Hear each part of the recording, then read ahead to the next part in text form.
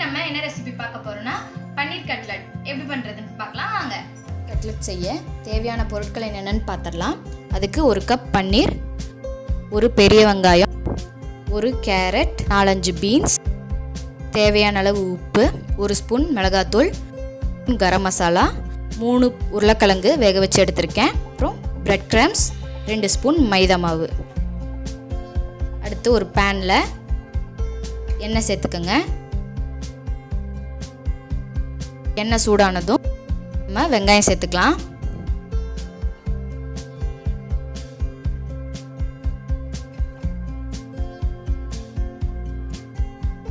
வெங்காயம் வதங்கினதும் நம்ம ஒரு கேரட் சேர்த்துக்கலாம். அடுத்து பீன்ஸ் சேர்த்துக்கலாம். நல்லா மிக்ஸ் பண்ணிவிடுங்க. ஒரு 2 நிமிஷம் வெந்தால் போதும், ரொம்ப நேரம் வேகணும்னு அவசியம் இல்லை. இப்போது தேவையான அளவு உப்பு சேர்த்துக்கலாம்.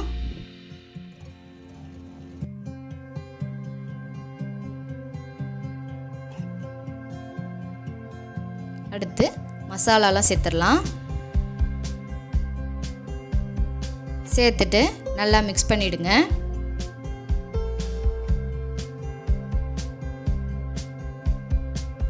பண்ணிவிட்டு இப்போது அடுப்பை ஆஃப் பண்ணிடலாம்.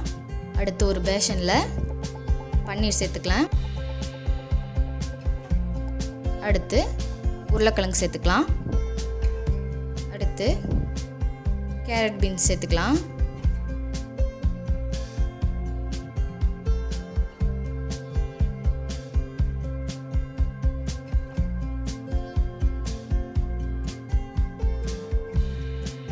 கொஞ்சமாக கொத்தமல்லி சேர்த்து நல்லா மிக்ஸ் பண்ணிவிடுங்க.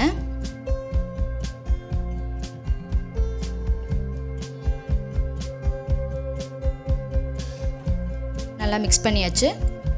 இது இப்போது நல்லா ட்ரையாக இருக்குது. கொஞ்சம் தண்ணியாக இருக்கிற மாதிரி இருந்தால் 1 ஸ்பூன் கார்ன்ஃப்ளவர் சேர்த்து மிக்ஸ் பண்ணிவிடுங்க. இப்போது இதை இந்த மாதிரி உருண்டை பிடிச்சிருங்க. உருண்டை பிடிச்சி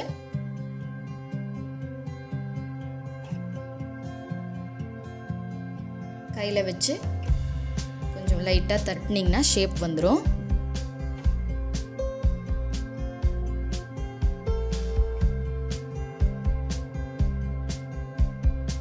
இதை இப்போது இந்த மாதிரி ரோல் பண்ணிங்கன்னா நல்லா ஷேப் வந்துடும். இதே மாதிரி எல்லாத்தையும் செஞ்சு வச்சிடலாம். அடுத்து 2 டேபிள் ஸ்பூன் மைதா மாவில் கொஞ்சமாக தண்ணி சேர்த்து கலந்து வச்சுருக்கேன். இப்போது ஒவ்வொரு கட்லெட்டாக எடுத்து மைதா மாவில் டிப் பண்ணி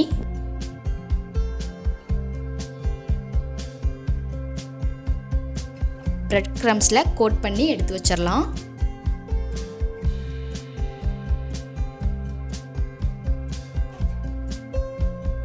இதே மாதிரி எல்லாத்தையும் செஞ்சு வச்சிடலாம். இப்போ எல்லாமே ரெடி ஆயிடுச்சு. இப்போ இதை ஆயிலில் ஃப்ரை பண்ணி எடுத்துடலாம். பேனில் ஆயில் ஹீட் ஆனதும் ஒன்றா சேர்த்துடலாம்.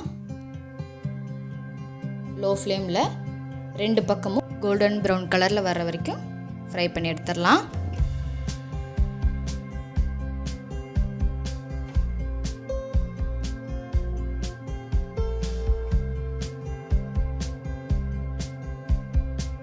ஹை ஃப்ளேமில் வைக்காதீங்க. ஹை ஃப்ளேமில் வச்சிங்கன்னா பிரெட் கிரம்ஸ்லாம் சீக்கிரமாக கரிஞ்சிடும். இப்போ நம்ம கட்லெட் ரெடி ஆகிடுச்சு. எடுத்து பிளேட் பண்ணிடலாம். நம்மளோட பன்னீர் கட்லெட் ரெடி ஆகிடுச்சு. பன்னீர் கட்லெட் எப்படி பண்ணுறதுன்னு பார்த்துருப்பீங்க. உங்களுக்கு இந்த வீடியோ பிடிச்சிருந்துச்சுன்னா லைக் பண்ணுங்கள், ஷேர் பண்ணுங்கள், கமெண்ட் பண்ணுங்கள். அப்புறம் மறக்காமல் என்னோட சேனலுக்கு சப்ஸ்கிரைப் பண்ணிவிட்டு பக்கத்தில் இருக்கிற பெல் ஐக்கானை கிளிக் பண்ணுங்கள்.